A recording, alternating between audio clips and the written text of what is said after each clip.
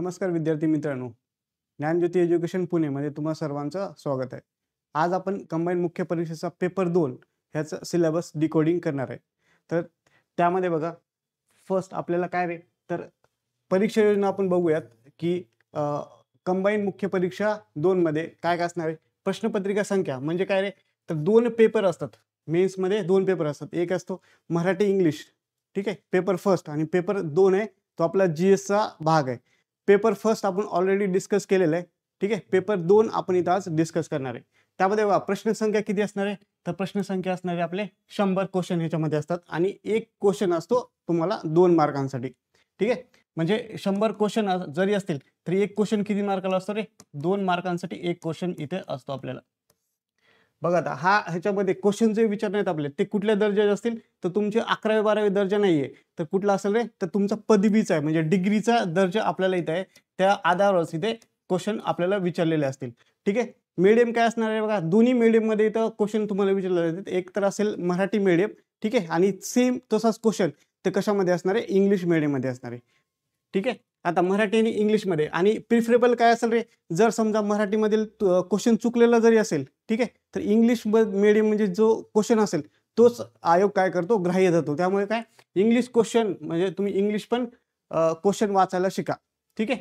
प्रश्नपत्रिकेचे स्वरूप आपल्या सर्वांनाच माहित आहे, काय कंबाईन परीक्षा कशी आहे, बहुपर्यायी पद्धतीचे, म्हणजे MCQ टाईपची हे पेपर आहे हा, ठीक आहे. आणि यात वेळ आपल्याला असणार आहे 1 तासच फक्त असणार आहे, म्हणजे 60 मिनिटामध्ये तुम्हाला हे 100 क्वेश्चन सॉल्व्ह करायचे आहेत. आणि किती गुणाला असतील तर 200 गुणांना ही परीक्षा तुम्हाला असणार आहे. बघा आता त्यात आपण दुसरी काय रे, त्याच्यामध्ये एक निगेटिव्ह मार्किंग सिस्टीम आहे. म्हणजेच काय रे, तर नकारात्मक गुणदानाची याच्यामध्ये पद्धत आहे. तर ही नकारात्मक गुणदानाची पद्धत तर किती आहे रे, तर चुकलेल्या उत्तराकरता प्रत्येक चुकीच्या उत्तरासाठी 25% म्हणजेच किती रे, 1/4 एवढे गुण एकूण गुणामधून वजा किंवा कमी करण्यात येतील. म्हणजेच काय, की समजा तुमचे 4 क्वेश्चन चुकलेले असतील, 4 क्वेश्चन चुकले तर काय होईल रे त्यामध्ये, तर एक बरोबर उत्तराचे गुण मायनस होतील. उत्तराचे गुण काय होतात रे, तर निगेटिव्ह होणार आहेत,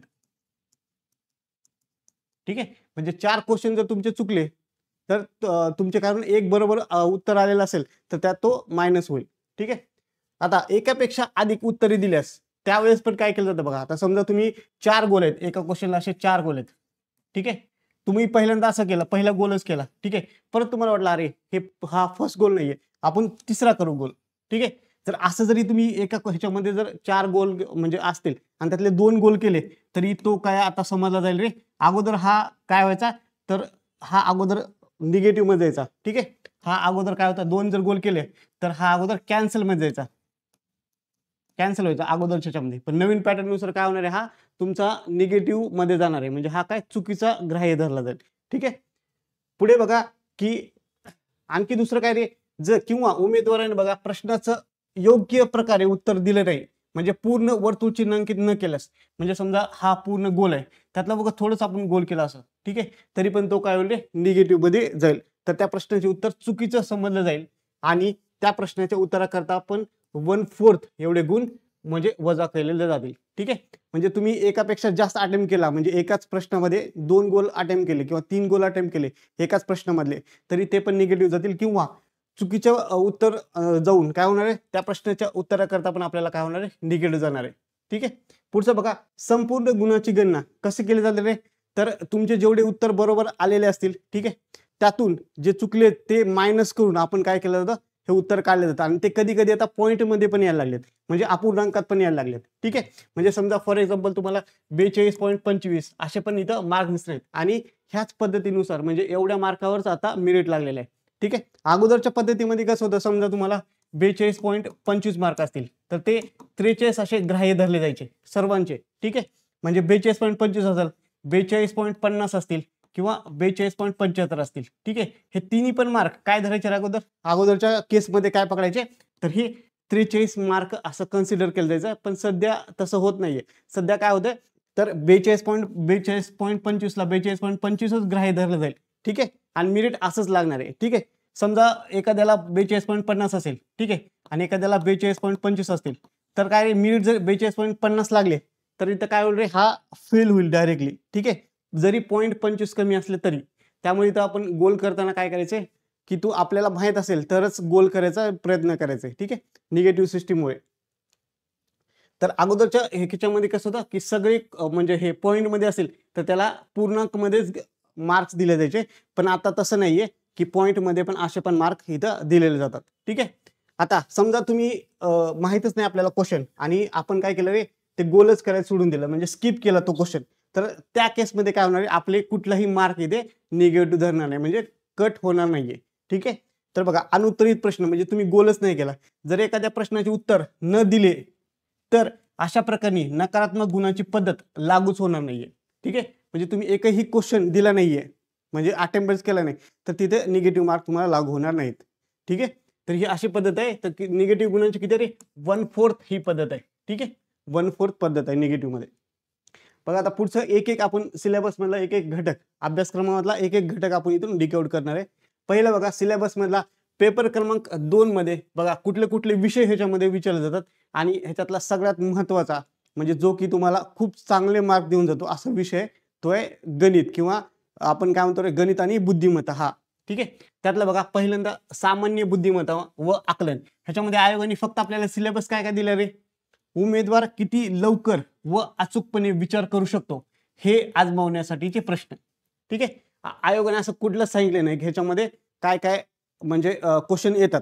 ठीक आहे, आयोगाने असं काय सांगितलं, आयोग फक्त तुम्हाला काय सांगितले की उमेदवार किती लवकर व अचूकपणे विचार करू शकतो हे आजमावण्याचे प्रश्न. ठीक आहे, आणि ह्याचा लेवल कुठला आहे, अगोदरच तुम्हाला सांगितले ह्याची लेवल येणार आहे पदवी दरम्यानचे क्वेश्चन येणार. ठीक आहे, पदवीला असलेले. ठीक आहे, आणि हे क्वेश्चन बघा, आपण मी इथं 10 क्वेश्चन तुम्हाला दिलेले, हे कशा बेसिसवर काढले रे आपण, आयोगाने असं तो आपल्याला दिलेलं नसतं की 10 क्वेश्चन येणार, 15 क्वेश्चन येणार. कुठल्या मागचा जो पेपर झालेला आहे 2023चा मेन्सचा जो म्हणजे कंबाईन मेन्स परीक्षा झाली त्याचा जो पेपर झालेला आहे त्याच्यानुसार आपण काढलेला आहे की त्याच्यावर 10 क्वेश्चन आले होते. कशावर रे, बुद्धिमत्तावर. ठीक आहे, तर त्यानुसार आपल्याला 10 क्वेश्चन म्हणजेच ह्याच्यावर आपल्याला किती मार्क भेटणार आहे, 20 मार्कांसाठी. ठीक आहे, 10 क्वेश्चन म्हणजेच काय 20 मार्कांसाठी हा विषय. आणि तुम्ही जर व्यवस्थित तयारी केली, बघा आता प्रिलिमला हा विषय किती आहे रे, बघा प्रिलिमला पण किती मार्काला आहे, 10 मार्काला आहे. बुद्धिमत्ता सांगतो बरं का. ठीक आहे, अंक आणि अंकगणित आणि बुद्धिमत्ता मधील फक्त बुद्धिमत्ताबद्दल आपण बोलतो इथं. ठीक आहे, अंकगणित बोलत नाही. दोन्ही मिळून म्हटलं तर 20 मार्काला आहे प्रिलिमला.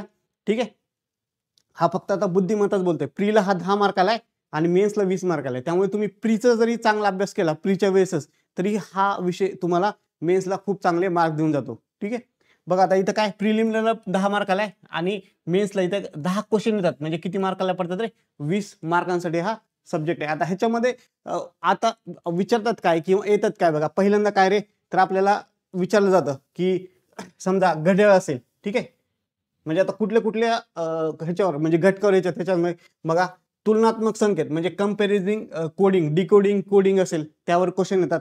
पुढचा अक्षरमाला. ठीक आहे, अल्फाबेट सिरीज असेल त्याच्यावर क्वेश्चन येले जातात. दिशाज्ञान चाचणी असेल, दिशाज्ञान म्हणजे काय रे, पूर्वेकडे गेला, उत्तरेकडे गेला. ठीक आहे, इथून अँगलनं हा डाव्या हाताला वळला, उजव्या हाताला वळला, अशा टाईपचे क्वेश्चन ह्याच्यामध्ये येत असतात. पुढे बैठक व्यवस्था असेल म्हणजे सिटिंग अरेंजमेंट असेल, ह्यावर क्वेश्चन आयोग विचारलं जातं. पुढे वेन आकृती म्हणजे वेन डायग्राम किंवा सिलोलिझम आपण त्याला म्हणतो, ह्या टाईपचे प्रश्न विचारले जातात. पुढे बघा क्लॉक किंवा घड्याळ असेल ह्यावर आयोग प्रश्न विचारत असतं. ठीक आहे, पुढचा टॉपिक आहे आपलं कॅलेंडर किंवा कालमापन असेल. ठीक आहे, ह्यावर आयोग प्रश्न विचारत असतं. आणखी पुढचे टॉपिक बघा खरे खोटे असतील तर अशा टाईपच्या टॉपिकवर आयोग काय होतं, सातत्याने प्रश्न विचारत आलेला आहे. ठीक आहे, तर यातलं आयोगाने फक्त आपल्याला सांगितले की उमेदवार किती लवकर वाचकपणे विचार करू शकतो हे आजमावण्यासाठीचे प्रश्न. परंतु आपण हे कुठल्या घटकानुसार काढलेले जे मागचे प्रिव्हियस इयर क्वेश्चन आहेत त्याचा अंदाज घेऊन आपण काय केलेलं आहे की हे टॉपिक्स इथं बघितलेले आहेत. तर हा किती मार्काला रे, तर 20 मार्काला आहे आणि ह्यात क्वेश्चन किती येतात, तर 10 क्वेश्चन येतात. ठीक आहे, आता पुढचा महत्वाचा टॉपिक आहे चालू घडामोडी. बघा आता सिलेबस मध्ये आपल्याला काय सांगितलं रे, तर जागतिक व तसेच महाराष्ट्रासह भारतातील चालू घडामोडी. ठीक आहे, ह्यांनी फक्त म्हणजे भारतातील सांगितलं का नाही, महाराष्ट्रातील नाही, पूर्ण जगातील चालू घडामोडीचा आपल्याला इथं सिलेबस मध्ये दिलेलं आहे. आता ह्यामध्ये काय करणार आहे, आता सगळेच वाचत आपण बसणार आहे का नाहीये, मागचे प्रिव्हियस इयर क्वेश्चन बघायचे, त्यात काय काय क्वेश्चन आलेले आहेत, कुठल्या घटकावर आयोगाने जास्त भर दिलेला आहे, त्याच्यानुसार आपण काय केलेले आहे महत्त्वाचे टॉपिक इथं आपण बघणार आहे. पहिलं बघा, सर्वाधिक आयोग कशावर प्रश्न विचारतात, तर पुरस्कारावर. ठीक आहे, म्हणजे तेच कुठले असतील, महाराष्ट्रातील पुरस्कार असेल, भारतातील पुरस्कार असतील किंवा जगातील कुठले नोबेल प्राइज असेल. ठीक आहे, अशा टाईपचे महत्त्वाचे पुरस्कार असतील, हे सर्वात पहिल्यांदा आपण करायचे. दुसरे, वेगवेगळ्या संघटनावर असेल किंवा वेगवेगळ्या ह्याच्यावर असेल तर ते नेमणुका झालेल्या असतील तर त्यावर आयोग सातत्याने प्रश्न विचारतं. पुढे बघा, अंतरिक्ष घडामोडी असतील. ठीक आहे, म्हणजे आपले उपग्रह कुठला आपण हे केला, नवीन कुठला उपग्रह लॉन्च केला, ठीक आहे, भारताने, किंवा जगामध्ये नासाने वगैरे कुठला नवीन म्हणजे पहिल्यांदाच सेट केला असेल कुठला उपग्रह, तर त्याबद्दल आयोग प्रश्न विचारत असतं. पुढे राजकीय घडामोडी असेल. ठीक आहे, पुढे क्रीडा घडामोडी असतील, संरक्षण घडामोडी असतील, विज्ञान व तंत्रज्ञानामध्ये घडलेल्या घडामोडी असतील, यावर आयोग प्रश्न विचारत असते. तसेच बघा, आता जागतिक, महाराष्ट्र आणि भारतातील ज्या पहिल्या वहिल्या घटना असतील, म्हणजे पहिल्या वहिल्या घटना म्हणजेच काय रे, ज्या पहिल्यांदाच घडलेल्या आहेत, त्यावर पण आयोग काय करतं, तर प्रश्न विचारतं. राज्यसेवेमध्ये ह्याचा ट्रेंड कसा असतो रे, तर मल्टी लाईनर असतो. म्हणजे काय रे, तर 3 ते 4 ओळीमध्ये प्रश्न विचारले जातात, पण याच्यामध्ये जास्तीत जास्त वन लाईनरच जास्त हे असतं. त्यामुळे वन लाईनर जास्त करण्याचा प्रयत्न करा. वन लाईनर प्रश्न विचारण्याची कशामध्ये, कंबाईन मध्ये जास्त शक्यता असते. का? कारण ह्याच्यामध्ये काय असतं रे, की आपल्याला टाइम अगोदरच खूप कमी असतो. त्यात मॅथ्सचं म्हणजे मॅथ आणि बुद्धिमत्ता आपल्याला किती 22 क्वेश्चन विचारले जातात त्यामध्ये. ठीक आहे, तर त्यामुळे आपल्याला काय वन लाईनरच प्रश्न ह्यामध्ये जास्त बघायला भेटतील, किंवा 1 ते 2 क्वेश्चन कसे असतात रे, तर ते मल्टी लाईनर पण असू शकतात. बघा, आता पुढचा प्रश्न आहे, तर अंकगणित व सांख्यिकी. ठीक आहे, आपण जे बुद्धिमत्ता बघितलं, ते बुद्धिमत्ता किती मार्काला होती रे, तर 10 मार्काला 10 क्वेश्चन होते आणि 20 मार्कासाठी होती. परंतु आता बघा, मागच्या जो 2023चा क्वेश्चन पेपर झालेला आहे, त्यामध्ये हा 12 क्वेश्चन म्हणजेच बघा 12 क्वेश्चन म्हणजेच किती आले रे, तर 24 मार्क्ससाठी हा विचारण्यात आलेला अंकगणित. त्यामुळे ह्याचं महत्व आपल्याला कळून झालेलं आहे मार्कानुसारच. ह्यामध्ये कुठले कुठले टॉपिक असतात रे, तर सिम्प्लिफिकेशन.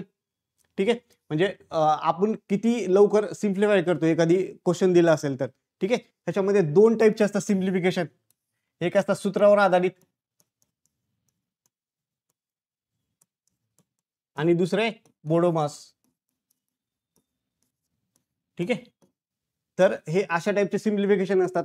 नंतर आंतर वेग म्हणजे टाइम, डिस्टन्स आणि व्हेलॉसिटी असेल, काळ कामावर क्वेश्चन विचारले जातात.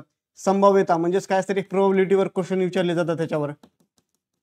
नंतर शेकडेवारी असतील, सरळ व्याज, चक्रवाढ व्याज असेल, ठीक आहे, गुणोत्तर व प्रमाण असेल, अशा टाईपचे क्वेश्चन म्हणजे ह्या टॉपिकवर काय अंकगणितामध्ये विचारले जातात. आणि हे जे गणित आणि बुद्धिमत्ता आहे, तुम्ही प्रिलिमलाच खूप चांगल्या प्रकारे केलं तर इथं तुम्हाला खूप कमी एफर्ट द्यावं लागतील. आणि हा एफर्ट तुम्ही जे मेन्सला अभ्यास करणार आहे त्याचा तुम्ही फोकस काय करू शकता रे, तर पहिला पेपर आहे म्हणजे इंग्लिश मराठी, तिथं तुम्ही जास्त वेळ देऊ शकता. तर हा प्रिलिमच्या वेळेस जे कॉमन आहेत म्हणजे प्रिलिमला आणि मेन्सला जे आपले घटक म्हणजे सब्जेक्ट, ते तुम्ही काय करायचे, प्रिलिमला खूप चांगल्या प्रकारे करायचे, जेणेकरून तुम्हाला मेन्सचा वेळ आहे ते पहिला पेपर म्हणजे इंग्लिश मराठीला जास्त वेळ तुम्ही देऊ शकता. आता पुढचा चौथा घटक आहे माहितीचा अधिकार अधिनियम 2005 ॲज अपडेटेड म्हणजे जो 2019ला अपडेटेड झालाय तोपर्यंत आपल्याला विचारण्यात येणार आहे. आणि दुसरा आहे बघा, कुठला कायदा आहे, महाराष्ट्र लोकसेवा हक्क अधिनियम 2015. ह्यावर आयोगाने 2023 जो मागचा मेन्सचा पेपर झालाय त्यामध्ये 3 क्वेश्चन आले होते. 3 क्वेश्चन म्हणजे किती मार्क्सला रे, 6 मार्क्सला हे आले होते. ह्यामध्ये काय काय विचारलं जातं, तर यामध्ये कुठले हे असतात बघा, नियम कुठले आहेत, म्हणजे त्याच्यात आपले जे हे असतात कलम कुठले असतात, त्यांचे जे संस्था असतील कुठल्या कुठल्या संस्थाला ह्याच्यामध्ये हे एंट्री आहे, कुठल्या ह्याला नाही आहे. ठीक आहे, हे पण ह्याच्यामध्ये विचारलं जातं. तर आपण काय करू शकतो, माहितीचा अधिकार अधिनियम 2005 ह्यातले सगळे कलम करायचे, ह्यातले सगळे प्रकरण आपल्याला माहीत पाहिजे, यावर आयोग प्रश्न विचारत असतं. तर हा तसा महत्त्वाचा म्हणजे 3 क्वेश्चन यावर विचारले जातात. आणि कम्पॅरेटिव्हली हा सोपा पण आहे, कारण आपण कलम जरी पाठ केले तरी यावरचे सगळे प्रश्न म्हणजे 3 क्वेश्चन आरामात सुटू शकतात आपल्याला. पुढचा बघा, भारतीय संघ राज्य व्यवस्था. यावर 15 क्वेश्चन विचारले जातात. 15 क्वेश्चन म्हणजे किती मार्कला रे, 30 मार्क्सला आहे. आणि सेम आपल्याला कुठे रे, हा प्रिलिमला पण म्हणजे आपली राज्यघटना प्रिलिमला पण आहे. बघा आता ह्याच्यामध्ये कुठलं सिलेबस दिलं आहे आपला, भारतीय राज्यघटना आहे, त्यामध्ये काय रे, स्थानिक स्वराज्य संस्था म्हणजे पंचायत राज आपली सगळी, नंतर कार्यकारी मंडळ असेल, न्यायमंडळ व विधिमंडळ म्हणजेच काय आपले सगळे कोर्ट्स असतील, विधिमंडळ म्हणजेच कुठले रे, संसद असेल किंवा राज्याच्या विधानसभा आणि विधान परिषद असतील, ठीक आहे. नंतर काय रे, घटना कशी तयार झाली, ठीक आहे, घटनेचे वैशिष्ट्य काय काय आहेत, घटनेचे प्रस्तावनामागची भूमिका काय काय व त्याचे तत्वे काय आहेत, घटनेची महत्वाची कलमे किंवा ठळक वैशिष्ट्य काय काय आहेत, केंद्र व राज्य संबंधी, त्याच्या केंद्र व राज्य संबंधी कुठल्या कुठल्या समित्या झाल्या आहेत, कुठल्या समित्यामधले मेंबर कुठले आहेत म्हणजे त्यांचे सदस्य कोणते आहेत, त्यांनी कुठल्या शिफारशी केल्या, ठीक आहे. म्हणजे जास्त आयोग काय करतं रे, सरकारी आयोग असेल त्याच्यावर फोकस करतं आणि त्याचे मेंबर, मागच्या प्रिलिमला पण हा सरकारी आयोगावर क्वेश्चन विचारला होता आणि त्याच्या शिफारशी पण खूप महत्वाच्या आहेत. केंद्र आणि राज्य संबंधाबद्दल ज्या समित्या आहेत त्यांच्या शिफारशी पण. निधर्मी राज्य म्हणजे आपलं राज्य काय रे, कोणालाच असं एका धर्माला काय प्राधान्य देत नाहीये, ठीक आहे. म्हणजेच आपण त्याला धर्मनिरपेक्ष राज्य आपण म्हणतो. मूलभूत हक्क असतील व आपले कर्तव्य आहेत नागरिकांचे, राज्य धोरणाची मार्गदर्शक तत्वे असतील, म्हणजेच त्याच्यामध्ये काय बघा, पहिलं शिक्षण असेल, ठीक आहे, युनिफॉर्म सिव्हिल कोड, नंतर आहे स्वतंत्र न्यायपालिका असतील, म्हणजे कुठला की हायकोर्ट असेल, सुप्रीम कोर्ट असेल, कनिष्ठ न्यायालय असेल, ठीक आहे, लोक न्यायालय असतील, तर याबद्दलचे आपल्याला अभ्यास करायचा आहे. नंतर राज्यपाल असेल, मुख्यमंत्री व मंत्रिमंडळ व त्यांची कर्तव्य, ठीक आहे, जनतेसंबंधी त्यांचे अधिकार काय आहेत व त्यांचे कार्य काय काय करायचे त्यांना. राज्य विधिमंडळ असेल म्हणजेच विधानसभा, विधान परिषद व त्यांचे सदस्य, ठीक आहे, त्या सदस्यांचे विशेष अधिकार कोणते आहेत, त्यांना विशेष हक्क कोणते आहेत, ठीक आहे, आणि ते कार्य काय करणार, त्यांचे कर्तव्य काय, आणि विधी समित्या इत्यादी सगळं आपल्याला काय सिलेबसमध्ये म्हणजे डिटेल सिलेबस थोडक्यात आपल्याला आयोगाने दिलेलं आहे आणि ह्याच्या बाहेर आपण काहीच करायचं नाही, ठीक आहे. पॉईंट टू पॉईंट फक्त आता समजा आपल्याला सांगितलंय की स्थानिक स्वराज्य संस्था, ठीक आहे, तर स्थानिक स्वराज्य संस्था जेवढे आहेत तेवढेच आपण व्यवस्थित करायचंय, ठीक आहे. नंतर पुढे समजा न्यायमंडळ असेल तर न्यायमंडळच फक्त करायचंय, ठीक आहे. विधिमंडळ असेल, विधिमंडळ व्यवस्थित करायचंय. म्हणजे आपल्याला जेवढे पॉईंट दिलेत, फक्त मेन्सला कसं असतं, प्रिलिम सारखं ओपन्स काय नसतं, इथं मेन्सला काय असतं, जेवढा सिलेबस दिलाय आयोग काय करतं, काटेकोरपणे सिलेबसनुसारच क्वेश्चन विचारत असतं. त्यामुळे आपल्याला सिलेबस जरी मोठा वाटत असेल मेन्सचा, तरी काय होतं रे, की तेवढंच आपल्याला व्यवस्थित जर आपण केलं तर ते काय होऊन जाईल की तुम्हाला मार्क्स पडण्याच्या दिशेने खूप चांगलं होऊन जाईल, ठीक आहे. त्यामुळे सिलेबसला स्टिक राहून म्हणजे सिलेबस आपण कॉपी एक सोबतच ठेवायची. आपण जेव्हा अभ्यास करत बसतो तेव्हा दररोज सिलेबस कॉपी म्हणजे किंवा तुम्हाला सिलेबस कॉपी नसेल तर सिलेबस तुमच्या म्हणजे तुम्हाला पाठच पाहिजे, ठीक आहे. असं केलं तरच आपल्याला मार्क्स चांगले पडतील, ठीक आहे. पुढचा बघा, आधुनिक भारताचा, ठीक आहे, विशेषतः महाराष्ट्राचा इतिहास आहे, ठीक आहे. आधुनिक भारताचा विशेषतः महाराष्ट्राचा इतिहास. आता ह्याच्यामध्ये बघा मागच्या वर्षी किती 10 क्वेश्चन म्हणजेच 20 मार्कांसाठी हा सब्जेक्ट आहे. यामध्ये बघा महाराष्ट्राचा इतिहास, सामाजिक व आर्थिक जागृती, ठीक आहे. आता सामाजिक आपले कुठले समाजसुधारक असतील त्यांनी काय काय केले, आर्थिक जागृती म्हणजे काय रे, की जे महान म्हणजे राष्ट्रीय आपले व्यक्ती होत्या, दादाभाई नौरोजी असतील, रानडे असतील, ठीक आहे, त्यांनी आर्थिक जागृतीसाठी काय प्रयत्न केले, ठीक आहे. तर त्यांनी आणखी कुठले म्हणजे समाज प्रबोधन करण्यासाठी म्हणजे आर्थिक दृष्ट्या बरं का, की म्हणजे काय काय अभ्यास केला, काय काय त्यांनी पुस्तकं लिहिले किंवा त्याच्याबद्दल त्यांनी काय अभ्यास केला ह्याबद्दल आपल्याला काय ह्यामध्ये विचारलं जातं, ठीक आहे. महत्त्वाचे व्यक्तींचे कार्य असतील, समजा महात्मा गांधी असतील, टिळकांचं कार्य असेल किंवा समाज सुधारकांचे कार्य असतील, तर याबद्दल पण आपल्याला ह्या इतिहासामध्ये विचारलं जातं, ठीक आहे. बघा आता पुढे स्वातंत्र्यपूर्व भारतातील सामाजिक जागृतीतील वर्तमानपत्रे, सगळ्यात महत्वाचे स्वातंत्र्यपूर्वी काळातील जे कैवारी असतील किंवा दिनमित्र असतील, सातत्याने बघा दिनमित्र या वृत्तपत्रावर म्हणजे सतत प्रश्न विचारलेला जातो आपल्याला, ठीक आहे. तर हे वर्तमानपत्र असतील त्यांचे संपादक कोण आहेत, त्यांनी सुरुवात म्हणजे पहिल्यांदा कोणी केली, ठीक आहे, ते बंद कधी पडलं, कोणत्या कारणामुळे बंद पडलं, ह्या वर्तमानपत्राबद्दल असे आपल्याला सातत्याने प्रश्न विचारले जातात, ठीक आहे.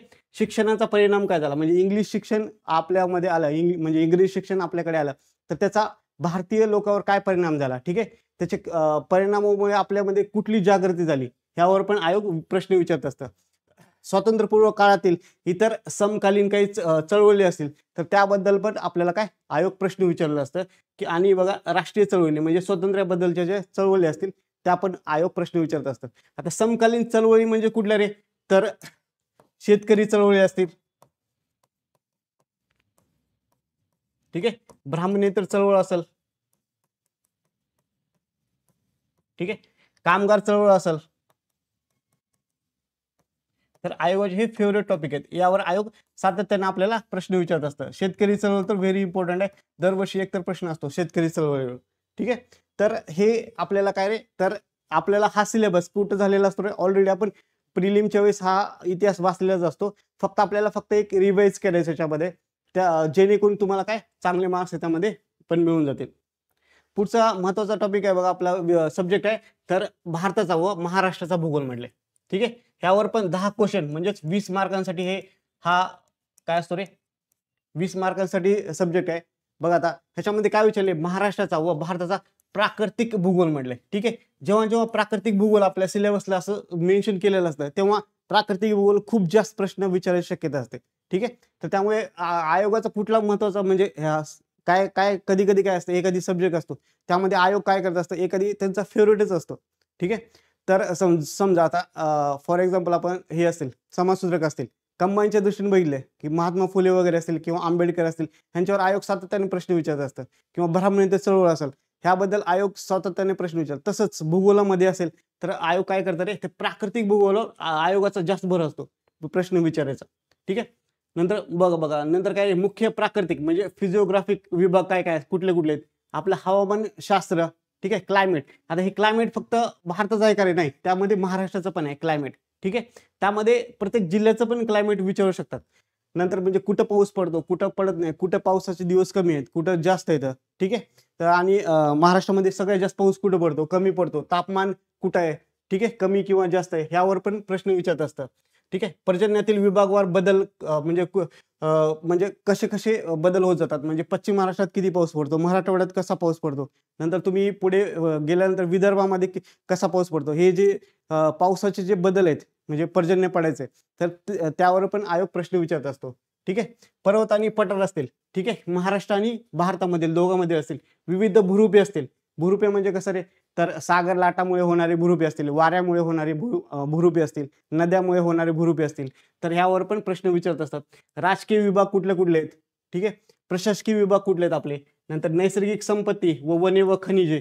ठीक आहे, म्हणजे कुठल्या जिल्ह्यामध्ये जास्त संपत्ती म्हणजे हे आपले वनांचं प्रमाण जास्त आहे, कुठं कमी आहे, महाराष्ट्राचं वन आणि भारताच्या वनामध्ये किती फरक आहे, ठीक आहे, की किती पर्सेंटमध्ये आहे, तर ह्या प्रश्न विचारत असतात. खनिजे असतील, ठीक आहे, आपल्याला माहिती आहे खनिजे कुठल्या साईडला आहे, तर या महाराष्ट्रामध्ये विचार केला तर कुठे, तर विदर्भा साईड आहे, तर त्या साईडच्या खनिजावर पण आयोग प्रश्न विचारत असतं.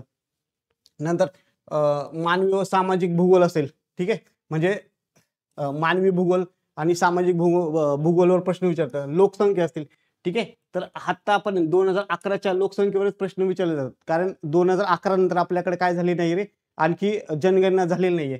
त्यामुळे 2011चीच जनगणना आपल्याला खूप चांगली करायची, जेणेकरून तुम्हाला लोकसंख्या हा असा टॉपिक आहे की तुम्हाला इकॉनॉमिक्स मध्ये पण मदत करतो आणि इकडे भूगोलमध्ये पण. ठीक आहे, त्यामुळे लोकसंख्येवर दरवर्षी खूप सारे प्रश्न परीक्षेला विचारले जातात आणि ते खूप इझिली म्हणजे इझीच असतात तसे. ठीक आहे, तर व्यवस्थित जरी लोकसंख्या तुम्ही व्यवस्थित केलं तरी यात पण चांगले मार्क आपल्याला मिळून जातील. आता लोकसंख्येचे स्थानांतर म्हणजे स्थलांतर का होतं, त्याचे कारण काय काय आहेत, ठीक आहे, म्हणजे ग्रामीण टू शहरी होतं का, शहरीतून ग्रामीण, त्याचं प्रमाण कसं आहे. ठीक आहे, सर्वाधिक लोकसंख्ये स्थलांतर कुठं होतं, म्हणजे ग्रामीण टू शहरी होतं का, शहरी टू ग्रामीण होतं का, शहरी टू शहरी, ह्यांचं ते आपल्याला कंपॅरिझन पण विचारतात. ठीक आहे, व त्याचे उगम सोर्सेस कुठले आहेत आणि डेस्टिनेशन ते, आणि जर स्थलांतर झालं तर त्याचे परिणाम काय होते, जसं की फॉर एक्झाम्पल झोपडपट्टी असेल, ठीक आहे, राहण्याचा प्रश्न असेल, पाण्याचा प्रश्न असेल, त्यांचा खाण्याचा प्रश्न असेल. ठीक आहे, ग्रामीण वस्त्या कुठे कुठे आहेत, ठीक आहे, तांडे, झोपडपट्ट्या व त्यांचे प्रश्न इत्यादी सगळे कशात रे, तर आपल्याला भारत आणि महाराष्ट्राच्या भूगोलामध्ये विचारले जातात. दुसरा भूगोलामधीलच महत्त्वाचा टॉपिक जो अगोदर राज्यसेवेला होता तो आपल्याला इकडे आलेला आहे परत, पर्यावरण. ठीक आहे, आता पर्यावरण मध्ये काय काय विचारलं जातं रे, मानवी विकास व पर्यावरण असेल. पर्यावरणपूरक विकास म्हणजेच काय, म्हणजे आपण विकास करणं, पण फक्त विकासच नाही तर त्या पर्यावरणपूरक विकास असला पाहिजे. ठीक आहे, म्हणजे ग्रोथ जरी म्हणजे डेव्हलपमेंट पाहिजे पण कशी पाहिजे रे, पर्यावरणपूरक. म्हणजे तुम्ही अख्खे जंगल नष्ट करताय आणि तिथं शहरे बनताय, तर तसं नाही, तर निसर्गाला सोबत घेऊन आपण आपला विकास केला पाहिजे. ठीक आहे, पुढे बघा, नैसर्गिक साधन संपत्तीचे संसाधन म्हणजेच काय, विशेषतः वनसंधारण. आपण आपली जी नैसर्गिक साधन संपत्ती आहे ती कशी वाढवता येईल, ठीक आहे, याबद्दल पण आपल्याला बघायचंय. विविध प्रकारचे जे प्रदूषण होत असतात, ठीक आहे. म्हणजे प्रदूषण म्हणजे कुठले रे, हवेचं प्रदूषण असेल, पाण्याचं प्रदूषण असेल, ध्वनी प्रदूषण असेल, ते आपल्याला कसं कमी करता येईल त्याबद्दल पण आपल्याला काय उपाय करायचे. पर्यावरण आपत्ती असतील म्हणजे भूकंप असेल किंवा सुनामी असेल, ठीक आहे, इथे किंवा जंगलातील वणवा असेल, ठीक आहे, यावर आपण कसे उपाय म्हणजे करायचे, ठीक आहे, त्याच्यापासून बचाव ते झाल्यानंतर आपत्ती आल्यानंतर त्यावर आपल्याला उपाय काय करता येईल, ठीक आहे, मग ती कशी कमी प्रमाणात रोखता येईल त्यावर पण आपल्याला उपाय करायचे. पर्यावरण संवर्धनात कार्यरत असलेल्या राज्य, राष्ट्र व जागतिक पातळीवर संघटना म्हणजे NGO असतील, ठीक आहे, ज्या पर्यावरण हे करण्यासाठी जे मदत करत असतील शासनाला वगैरे किंवा सरकारी संघटना असतील, संस्था असतील, याबद्दल पण आपल्याला प्रश्न विचारले जातात. ठीक आहे. अशा प्रकारे हा किती मार्क्सला रे, 20 मार्कासाठी भूगोल आपल्याला परीक्षेत विचारला जातो आणि किती क्वेश्चन असतात तर 10 क्वेश्चन असतात आणि हा तुम्हाला हा प्रिलिमलाच होऊन जातो. परंतु पर्यावरणचं थोडंसं आपल्याला नंतर मेन्सच्या वेळेस थोडं अभ्यास करावा लागेल याच्याबद्दल. बघा आता पुढचं आहे की गणित आणि बुद्धिमत्तानंतर सगळ्यात जास्त मार्क असणारा विषय तो सामान्य विज्ञान. ठीक आहे. सामान्य विज्ञान व तंत्रज्ञान 20 क्वेश्चन म्हणजे 40 मार्कांसाठी आपल्याला इथे आहे. बघा आता पहिलं काय रे, फिजिक्स, रसायनशास्त्र, प्राणीशास्त्र आणि वनस्पतीशास्त्र हे आपल्याला प्रिलिमच्या वेळेसच होऊन जातात विषय.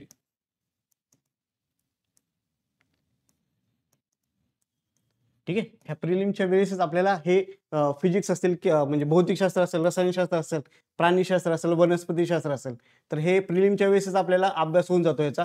फक्त तुम्हाला नवीन काय जो राज्यसेवेला अगोदर सिलेबस होता, ठीक आहे, म्हणजे दूरसंवेदन असेल, हवाई व ड्रोन छायाचित्रण असेल, म्हणजेच त्याला एरियल फोटोग्राफी म्हणतो, रिमोट सेन्सिंग, जे उपग्रहाद्वारे आपण काय करतो रे, आपली भूमॅपिंग असेल, जमिनीचं मॅपिंग करायचं असेल, त्याचे फोटो वगैरे काढत असतात, ठीक आहे, तर त्याची असेल भौगोलिक माहिती व प्रणाली व त्याचे उपयोजन म्हणजेच काय तर remote sensing, aerial and drone photography, geographic information system म्हणजे GIS, आपल्याला जे हे असतं आपल्याला जे रस्ता शोधायचं वगैरे असतो ते वालं, ठीक आहे, आणि त्याचे ॲप्लिकेशन हे सगळे आपल्याला कशा शिकायचे तर ह्या नवीन आलेल्या तंत्रज्ञान ह्या टॉपिकमध्ये. आणि दुसरं महत्त्वाचा आणखी महत्त्वाचा विषय कुठले रे, माहिती व संप्रेषण तंत्रज्ञान म्हणजेच काय रे, इन्फॉर्मेशन अँड कम्युनिकेशन टेक्नॉलॉजी. त्यातले फक्त काय रे प्रिलिमच्या वेळेस हे वरचे तुम्हाला होऊन जातील जनरल सायन्स भाग, हे जे तंत्रज्ञान आहे तेच फक्त आपल्याला नवीन अभ्यास करायचे, जे की हे अगोदर ह्याचं मटेरियल पण आपल्याकडे अवेलेबल आहे आणि हे कुठं होतं रे तर राज्यसेवा मुख्य परीक्षेला हा आपल्याला सिलेबस होता, ज्यांनी आयोगाने काय केलं नवीन ऍड केलेलं आहे. बघा आता शेवटचा आणि महत्त्वाचा पण काय रे कुठला सब्जेक्ट आहे तर अर्थव्यवस्था. ठीक आहे, अर्थव्यवस्था आहे, नियोजन व विकास विषयक अर्थशास्त्र. ठीक आहे, 10 क्वेश्चन इथं विचारले जातात म्हणजेच काय रे 20 मार्कांसाठी आपल्याला हा पण काय रे हा टॉपिक आहे. इथं बघा समग्र लक्षी अर्थशास्त्र म्हणजेच काय रे मॅक्रो इकॉनॉमिक्स त्याला आपण म्हणतो. ठीक आहे, मॅक्रो इकॉनॉमिक्स आणि यातलं बरेचसा सिलेबस आपण काय प्रिलिमच्या वेळेसच अभ्यास करून झालेला असतो. ठीक आहे, समग्र लक्षी अर्थशास्त्र असेल, ते सार्वजनिक वित्त असेल, वृद्धी व विकास असेल, आंतरराष्ट्रीय व्यापार व आंतरराष्ट्रीय भांडवल असेल. ठीक आहे, आपण कोणासोबत म्हणजे बाहेरच्या देशाला किती व्यापार करतो, आपला म्हणजे म्हणजे आपला व्यापारी भागीदार कोणता देश आहे, सगळ्यात जास्त आपण ज्या ज्या देशासोबत काय करतो भागीदारी करतो असं असेल, त्यावर आंतरराष्ट्रीय व्यापार व आंतरराष्ट्रीय भांडवल ह्याच्यावर प्रश्न विचारले जातात. वृद्धी व विकास, ग्रोथ आणि डेव्हलपमेंट असतात, सार्वजनिक वित्त असेल, अर्थसंकल्प असेल, यावर प्रश्न विचारले जातात आपल्याला. ठीक आहे, दुसरा बघा नियोजन. नियोजन म्हणजेच काय रे, नियोजन म्हणजेच पंचवार्षिक योजना असतील, ठीक आहे, आपल्या झालेल्या. ठीक आहे, नियोजन आयोग असेल, ठीक आहे, विकास परिषद असतील, तर ह्या नियोजन नंतर आपण पुढे काय केलेलं आहे तर नियोजन आयोगाच्या नंतर आता नवीन नीती आयोग आले, त्यावर पण आयोग प्रश्न विचारत असतं. आणि यामध्ये दुसरा राहिलेला पार्ट बघा भारतीय अर्थव्यवस्था मधील काय रे तर भारतीय अर्थव्यवस्था असेल आणि भारतीय अर्थव्यवस्थेसमोर आव्हाने काय आहेत आणि आर्थिक सुधारणा. ठीक आहे, म्हणजे LPG धोरण असेल तर त्याबद्दल आपल्याला प्रश्न विचारले जातात. भारतीय शेती व ग्रामीण विकास, ठीक आहे, यावर प्रश्न विचारले जातात. मौद्रिक व वित्तीय क्षेत्र असतील यावर प्रश्न विचारले जातात, म्हणजे सरकारच्या ज्या योजना असतील की ठीक आहे, किंवा मौद्रिक धोरण असेल सरकारचे, RBI जे धोरण राबवतं. ठीक आहे, उद्योग व सेवा क्षेत्र ह्याबद्दल किती घटक हे केलेले आहेत त्यावर प्रश्न विचारला जातात. आंतरराष्ट्रीय व्यापार व भांडवल यावर आयोग सातत्याने प्रश्न विचारत असतं. सहकार असेल, जो नवीन आता आपल्या सिलेबसला टाकलेला आहे हा. सार्वजनिक वित्त आणि वित्तीय संस्था असतील, पायाभूत सुविधा विकास असेल, महाराष्ट्राची अर्थव्यवस्था. ठीक आहे, म्हणजे महाराष्ट्राची अर्थव्यवस्था कशी ग्रोथ होते, ठीक आहे. आणि यासोबतच आपल्याला ह्यात काय करायचे रे, तर आर्थिक पाहणी अहवाल करायचे, ठीक आहे. महाराष्ट्राची आणि कुणाची रे, भारताची. आणि जे आपल्याला आलेले आहेत म्हणजे अर्थसंकल्प, त्या वर्षीचा अर्थसंकल्प आपल्याला व्यवस्थित करायचे, महाराष्ट्राचा आणि भारताचा, हे दोन्ही पण, ठीक आहे. यावर पण आयोग काय करतात, यातूनच बरेचसे क्वेश्चन आपल्याला विचारले जातात, ठीक आहे. तर अशा प्रकारे आपण काय बघितलं रे, तर हा म्हणजे कंबाईन मुख्य परीक्षेचा हा सिलेबस आपण इथं तुम्हाला डिकोड केलेला आहे. तर पुढील सर्व एक्झामसाठी तुम्हाला गुड लक.